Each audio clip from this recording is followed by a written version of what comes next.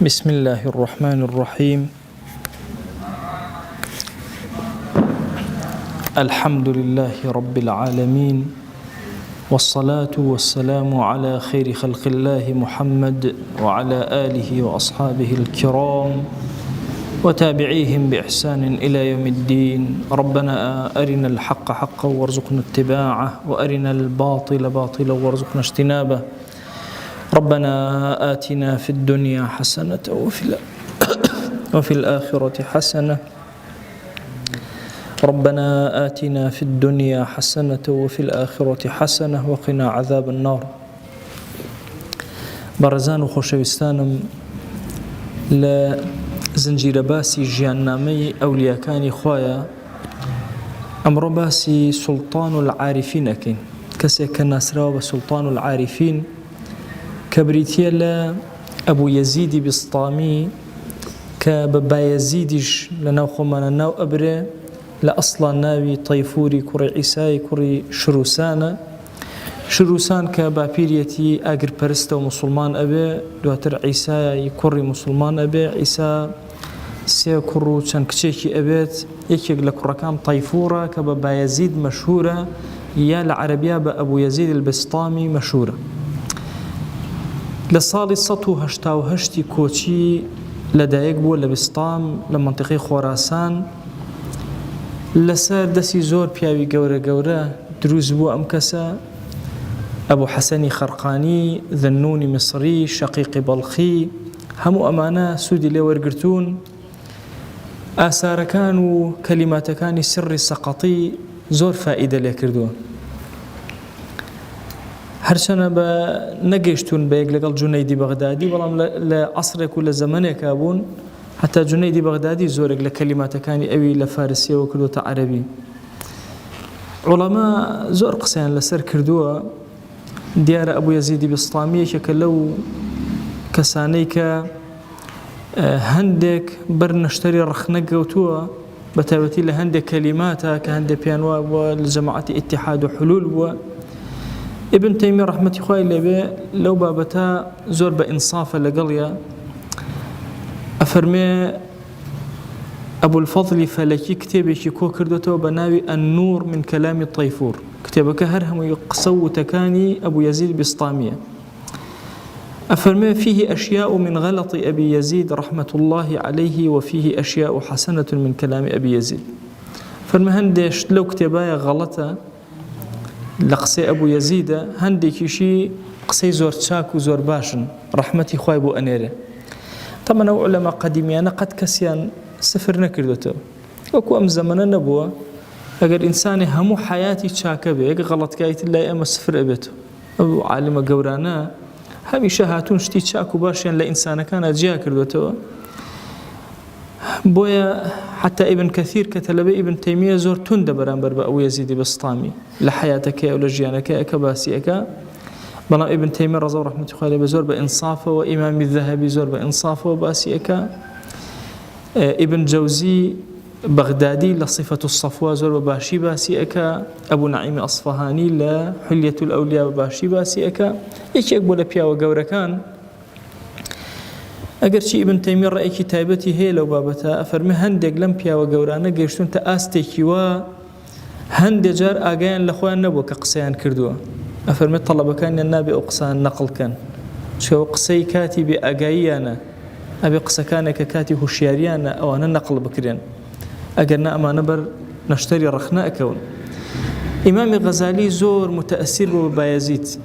لكتابي المنقذ من الضلالة بدري أجي باسي أكا أفرمي كاتك ورد دركم كر أم علوم آلانيك من خريكم أم علوم ظاهريانا برولاي خوام نابا فيري عمل مناكا بوي قرار مداخوم يقلاكم ولسار الربازي شيخ أبي يزيد بسطامي كأوان هاويني أوان خاوني نفسي كي زاهدا لحقيقة أخلاقي جوان وأخلاقي برز تيجيشت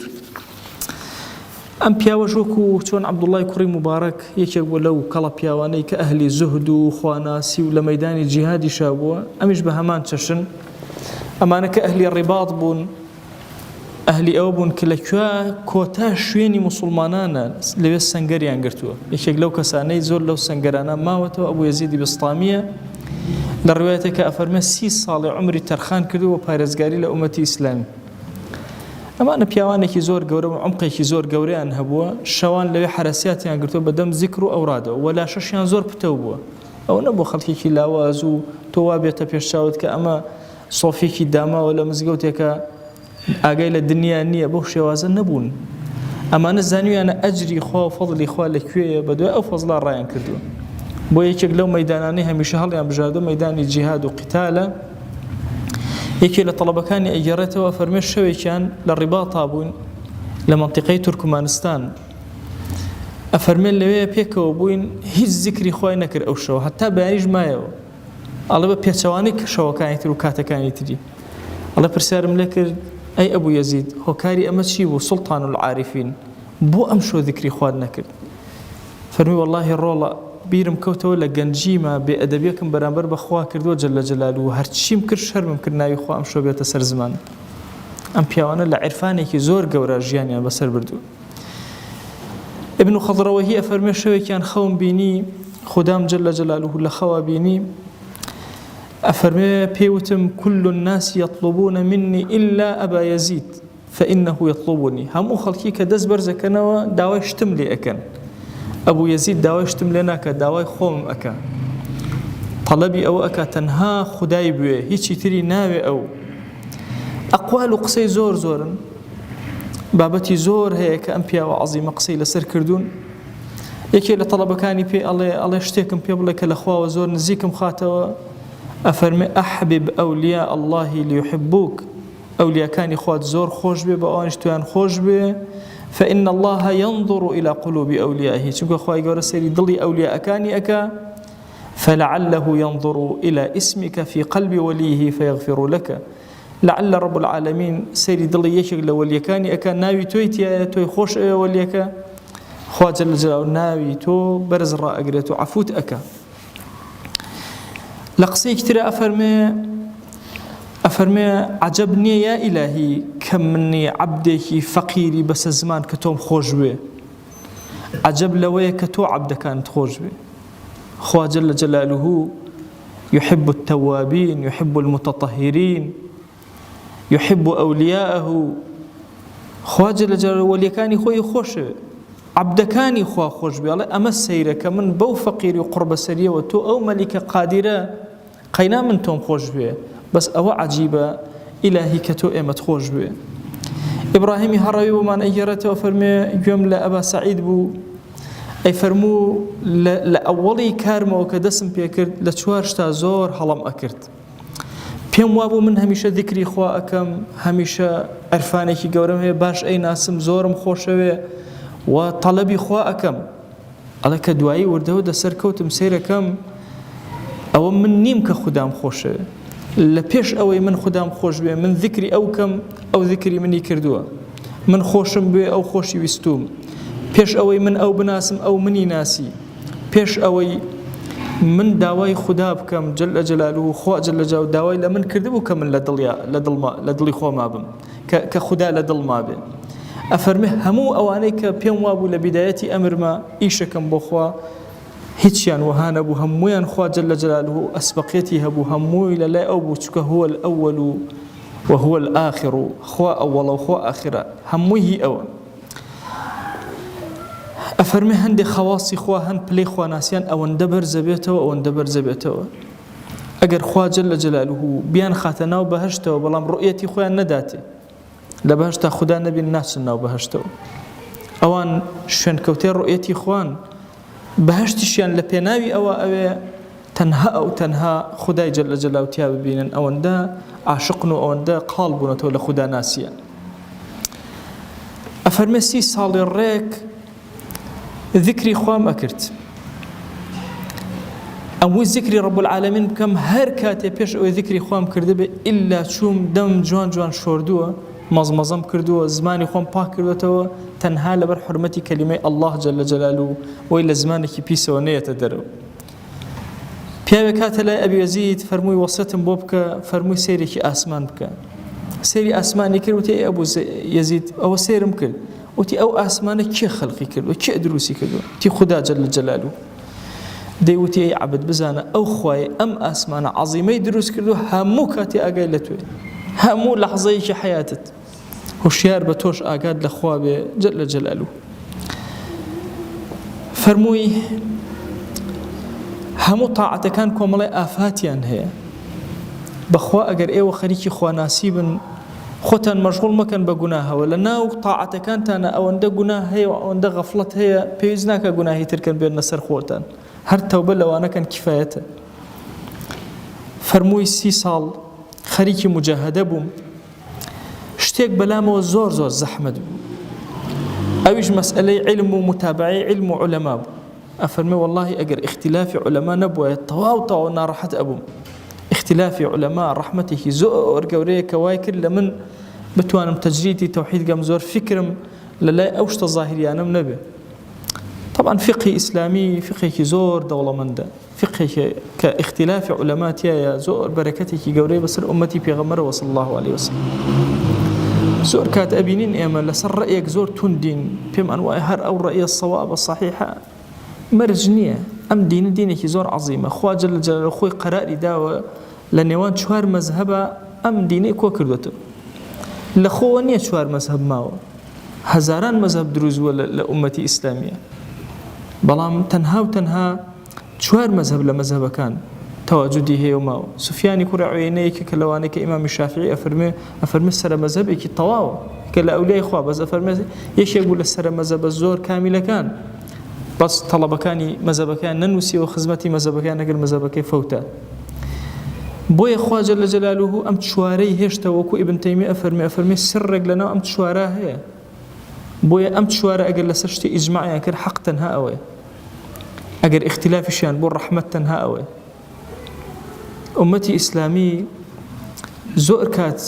بهوي أو اختلافي بين علماء لچندين ضيقت رزقاري أبي شلا أستي فردات شلا أستي كوملغي مسلمانانا بوي اختلاف علماء رحمة وبركته قورية وك أبو يزيد أفرمي أقر أم اختلافنا بوي زوزو مانو أبو ملطاعة عبد يتيمة هلاك أبو جاري وهي إنسان اختلافك الاختلاف علماء رزقاري أكال قضيك زور قورة بتأتي إنسان لمسائل طلاقة هستكا أجر رحمتي خو أم اختلاف اللي بين علماء نبوة زور لما الله كان هالأوشانه سو اختلافه هاي كردوه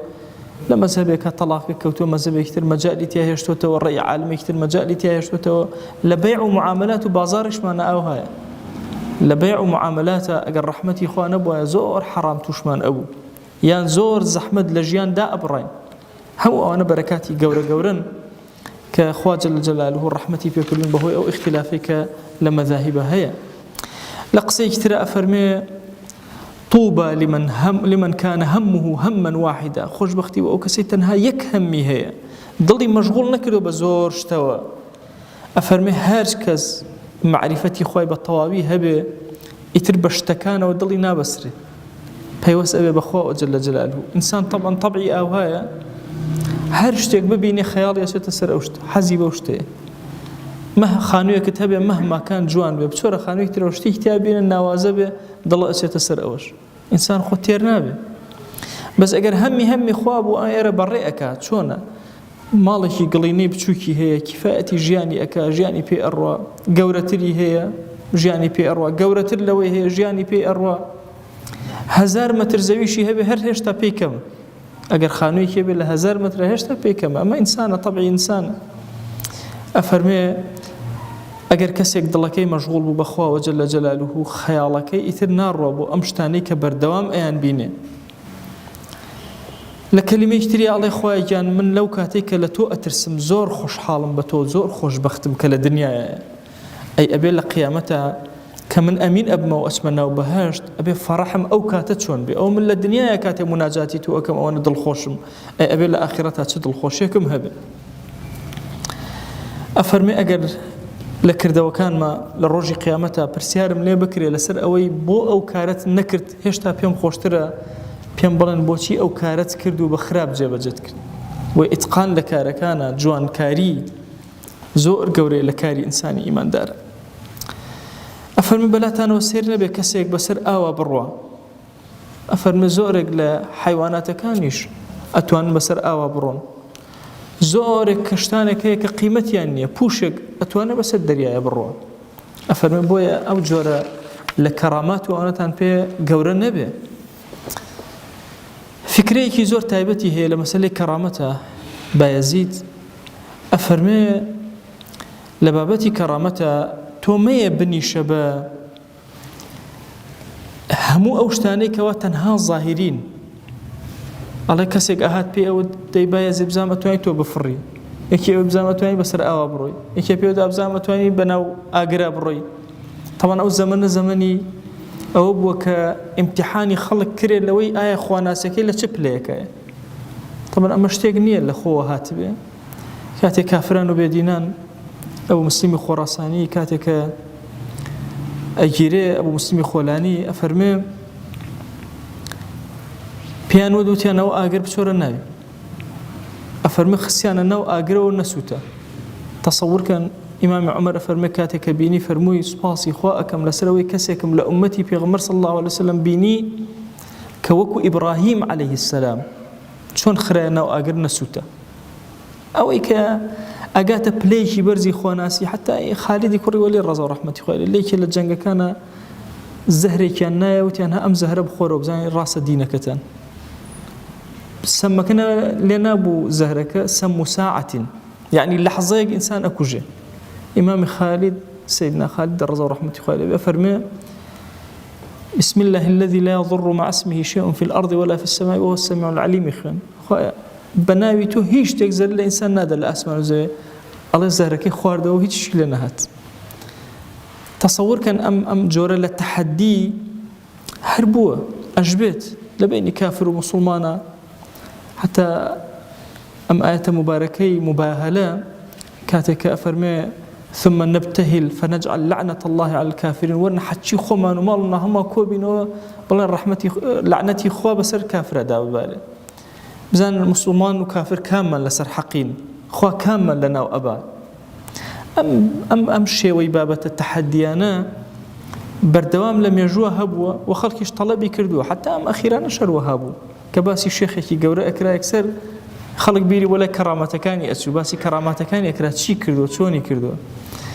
حتى ما وصي نورسي سعيد نورسي رضا رحمتي خوالي بفرمي جارك كسيق لسجنة شولاي وتي قربان أمر بك بم تسبيحانا بم ديوارا هالقرر زم آية كرامته هيانا فرمي أو تسبيحا هالقرر بديوارا هالنقرر شي اسفاديكي قرآنك بو عظمته ومرواريكاني قرآن إنسان تيبقى چند قوري إنسان كان تشاوبين تنها تشاويان أبيني بويا زور كات حزيان بويا كأمشت ظاهريان ببينن بويا أبو يزيد بسطامي هنا كتابتي خويه فكري كتابتي خويه هي أفرمي لو نظرتم إلى رجل أعطي من الكرامات حتى يرفع في الهواء كسكتان بيني أو أندي خوا كرامات بيدابو إتواني بفره فلا تغتروا به بغرام بن سير كان هشتا بلمكن حتى تنظروا كيف تجدونه عند الأمر والنهي شون لكاتي أمر ونهي فرمانك خوا أبينيت شون نهيك خوا أبينيت شون آية قناه بار نية خجالت بار نية وحفظ الحدود وآداب الشريعة بزان آية للا أمر نهي شون كاتي باراسني حدود كان إخوات شون لكاتي أداء الشريعة شون أبزان الريكة دروستة طواوة أو كاتب الرأي لسر بدن بويا ممكن إنسان أو أندل بيش شاويتو كراماتي برز ببشفره بسر آوي شابروا بشتتنا وآقروا شمشير جبال أخوي حيشي لنا آية تشنك ظاهري كاركاني موافق شريعته أما قرنقة أما فكري تصوف لأصله كسك خوانا ناس بيدينو نجنكرو والله جاري وهيت هندشتت بشان أدا بناوي كرامته وكرامة نية أو هم ولا الشيطان ويا أجر كسيكي خواناس شتيكي خارقي عادي لي درتشو أكرت كرامة إما وكو عقيدة أهل السنة والجماعة إيمان من هيك وكرامات الأولياء حق كرامات الأولياء حق راست وعلماء هر هم لم يجوا كان كإخوانيته هموي بشق لكرامات يعني وباسكراو حتى ئەو وجهە سەلەفیەتەی کە هەیە کەراماتی عالمەکانی خۆیان ناتوانێت بشارێتەوە ئیلا بە باسی کات، چونکە بەشێکە لە عەقیدەی تۆ، بەشێکە لە فکری تۆ، بەڵام تەجاوزکردن تایە لە حدودی خۆی و تەطبیق نەبوون لەگەڵ شریعەتی ئیسلامیە. ئەمەی ئەبوو یەزیدی بەسڵامی لە بەرامبەریە ئەوەستێ ئەفەرمێ حتا کەسێ بن بە ئاسمانە بفڕێ قەنەعەتتان پێی نەبێ و پێی مەغڕور نەبوو، پێی غەڕامە بن، حتا وەکو سیر ئەکەن ئایا لە لای ئەمر و نەهی و ئادابی شەریعە و حفظ حدودەکانی خۆ ئەلەویات چۆنەوە چەندێک. هەموو ئەم کەلیماتانەی کە عەرزم کردن کەلیماتی پیاوێک کە دڵی خۆی یەکلا کردوێتەوە بۆ خزمەتی دین، بڕیاری داوە خواناسیکی زۆر ساغ کات، هەوڵ بدا لەناو هەموو شتێکە خەیاڵی لای خوددا بێ، نەک لە لای خوددا خەیاڵی لای شتەکان بێ. پێچەوانەی ئەمڕۆی ئێمە فکرەی ئەم پیاوە عەکسی ئەم فکرەی ئێمەیە. ئەو ئەوێ لەناو خواناسیەکەیە تەنها و تەنها خوددا ببینێ، لە دەرەوەی خواناسیش هەر خوددا ببینێ. پێچەوانەی ظروفی ئەمڕۆی ئێمە سوبحان الله، ئێمە ئەمانەوێ لەناو نوێژەکەمانە خەریکی دنیا بین، لە ڕۆژومانە خەریکی دنیا بین، لە زەکاتمانە حتا خەریکی دنیا بین. زەکات خوا لەسەری فەرز کردو، جاری وای منەتەکەی بەسەر فەقیرە، سەدەقەیەک ئەکەیت 100 جاری ئەخوێنیتەوە، کارێکی خێرەکەی ملیۆنە جار باسی ئەکەی. ئەم پیاوە گەورانە هەمیشە لە کاری ئەوە بوون هیچ شتێکی خۆیان نەبینیوە. بۆیە ئەبوو یەزید ئەفەرمێ حتا وەکو نەفسی خۆت ببینی لە عیبادەت و کردەوەکانتانە خوددات نەبینیوە، نەگەیشتە پلەی خواناسی بەرز. ئەفەرمێت تەفەنیکە لە خۆتا خۆت مەهێڵەرەوە بە هیچ شێوازێک لەناو خۆشتا هەر خوددا ببینە جەل جەلالوه. ئەمە ئەگەیتە ئەو پلە بەرزەی خواناسی و تاعەت و عەبدایەتی. ئەبوو یەزیدی بەسڵامی ساڵی 261 کۆچی وەفاتی کردو لە بێستام و ئێستش گۆڕەکەی لەوێیە و زۆرێک زانای گەورە گەورە کە حیاتی بولدانیان نووسیوەتەوەکو یاقوتی حەمەوی باسییان کردو کە سەردانی گۆڕەکەیان کردو بە چاوی خۆیان بینیویان. داواکەن لە ذاتی پاکی پەروەردگار ڕەحمەت و بەزەی و کەڕەمی خۆی بەسەرمانە ببارێنێ. خوای گیان دڵمان ئارام کەرەوە، یا ئیلاهی ڕەحمەت و بەزەی خۆت بەسەرمانە ببارێنە. ئیلاهی هەرچی گوناهێ کردومانە عەفومان کە، یا ڕەبی خوای هەرچی غەفڵەتێ بەسەرمانە تێپەڕی و عەفومان کە. خۆی داوای عەفوت لێ ئەکەین لە نوێژێ کردمان بە غەفڵەتەوە، لە ڕۆژوویە گرتمان بە غەفڵەتەوە، لە زەکاتێ دەرمان کرد بە غەفڵەتەوە، سەدەقە و خێرێ کردمان بە غەفڵەتەوە، دەرسێکمان وتەوە بە غەفڵەتەوە. ئیلاهی پەنا ئەگرین بە تۆ لە غەفڵەت، پەنا ئەگرین بە تۆ لە شەهوەت، پەنا ئەگرین بە تۆ لە فەقیری، پەنا ئەگرین بە تۆ لە نەداری و نەبوونی، پەنا ئەگرین بە تۆ لە نیفاق، پەنا ئەگرین بە تۆ لە کوفر، پەنا ئەگرین بە تۆ لە شرک، پەنا ئەگرین بە تۆ لە ڕیا، پەنا ئەگرین بە تۆ لە تەکەبور، پەنا ئەگرین بە تۆ لە بەخیلی، لە چروکی، پەنا ئەگرین بە تۆ لە ترسنۆکی. ئیلاهی داوا لێ ئەکەین بە ناوی جوانت بە صیفەتی بەرزە بە ئیسمی عەظەمت، ڕەحمەتی خۆت بەسەرمانە ببارێنە، کەڕەمی خۆت بەسەرمانە ببارێنە، بەزەیی خۆت بەسەرمانە ببارێنە. ئیلاهی داوا لێ ئەکەین کاروبارەکانی ژیانمان بۆ ڕێخخە یا ئەکرەم الئەکرەمین. هەرچ کەسێکمان گرفتێکی بۆی چارەسەرکە، ئەومان بێ حاڵ و ماڵە ماڵداریکە، ئەومان بێ مناڵە مناڵی پێ عەتاکە، ئەومان بە مناڵە مناڵی ساڵحکە، ئەومان نەخۆشە شیفای بۆ بنێرە، ئەومان کەم ڕزقە ڕسی حەڵاڵی زیادکە، ئەومان قەرزارە قەری سەرشانی سووکە. ئیلاهی داوا لێ ئەکەین ئەومان تاوانبارە بیبورە، پەروەردگارە ئەومان گیر ئۆدەی گوناهە و خۆی پێ چارەسەر ناکرێ، خۆی تۆ چارەسەریکە یا ڕەب العالەمین. یا ئیلاهی داوای عەفوت لێ ئەکەین لە هەرچی گوناهێ کردومانە بە ئاشکرا و پەنهان، داوای عەفوت لێ ئەکەین لە گوناهێ لەمەوە پێش کردومانە، لە گوناهێ لەمەوە دوائیکەین و فریای تەوبە ناکەوین. یا ئیلاهی داوات لێ ئەکەین بەرەکەت بخەرە کاتمانەوە، ماڵمانەوە، ژیانمانەوە، حاڵمانەوە. ئیلاهی لێت ئەپاڕێنەوە، لێت ئەلاڵێنەوە، ئیمانمان دامەزراوکە یا ئەکرەم الئەکرەمین. خوای گیان مەمان دەرە دەستی خۆمان، ئەی ئەو کەسەی سپاردە زایە ناکەی. ئیلاهی لەم زەمەنی فەسادیە خۆمان تەسلیمی تۆ ئەکەین، ئیمانمان تەسلیمی تۆ ئەکەین، عەقیدەمان تەسلیمی تۆ ئەکەین، ڕەوشتمان تەسلیمی تۆ ئەکەین. یا ئیلاهی زایەمان مەکە لەم زەمەنەیە یا ئەکرەم الئەکرەمین. ئیلاهی لێت ئەپاڕێنەوە، لێت ئەلاڵێنەوە، بە کۆڵی گوناهەوە هاتووینتە حوزوری تۆ. پەروەردگارە بە ڕەحمەتی خۆت بەسەرمانە ببارێنە، عەفوی خۆت بەسەرمانە ببارێنە، سڵاوی دڵی ئێمە بگەێنە پێغەمبەر صلی الله علیه وسلم، یەک ناومان لە خزمەتیا بێنە، بە ئومەتی ئەو قبوڵمان کە، بە شوێن کەوتەی ئەو وەرمان گرە، لە ژێر سێبەری ئاڵای ئەوە حەشرمان کە. خوای گیان ئومەتەکەی پێغەمبەر صلی الله علیه وسلم لە زیلەتێکی زۆر گەورەن، يا إلهي وخريك السر شورمان أكن پروردگارا زلتك زور قور سريك شابو أمته يا إلهي لهم الركان والتمل بوين توزل بوين بيتوانا بوين بيد صلاة بوين خريك لجيانا أمان كان دروا پروردگارا بخوا زور بيچارين تنها تومان هي بهانا مانو بي إلهي هموشتي لدى صلاتي تو لتواناي تو يا إلهي أقرتي إمش بكلك بين كلك دار مانك رخاوني أم دينتي يا رب العالمين دينك تسرخر ويا أكرم الأكرمين سري كافران شورك يا رب العالمين الزليل ساحي جنجانك يا أكرم الأكرمين إلهي رحم بأهلي غزك يا رب العالمين درقا كاني خير بسريانا بكروا درقا نصرت بسريانا بكروا يهود لبردميانا الزليلك نصارى لبردميانا الزليلك يا رب العالمين إلهي هاناي برستي من الله كان هاناي برستي خشككان هاناي بحالي ومالي يا إلهي هاناي كوبونوي همو كافران بسر أهلي غزة ولا توبر زكينوا خويا تأخذ بهانا نور وتأخذ نصرتيان بدا يا رب العالمين إلهي قبول من بدر إلى سرزبية قبول من بدر إلى أسمان نوجه كان من قبولك الرجوع كان من قبولك ذكر أوراد كان من قبولك نوجي تراويح كان من قبولك قرآن خندن ختم كان من قبولك قبول منك لا إخوتي يا أكرم الأكرمين قبول منك لا إخوتي يا رب العالمين يا ربي إخوة قبول من بدر إلى الدنيا وآخرة يا رب العالمين آمين آمين والحمد لله رب العالمين وصلى الله على سيدنا محمد وعلى آله وصحبه وسلم تسليما كثيرا أبدا إلى يوم الدين خوي يقول لك ناهي من الشيء وجبوري وخالي من قبول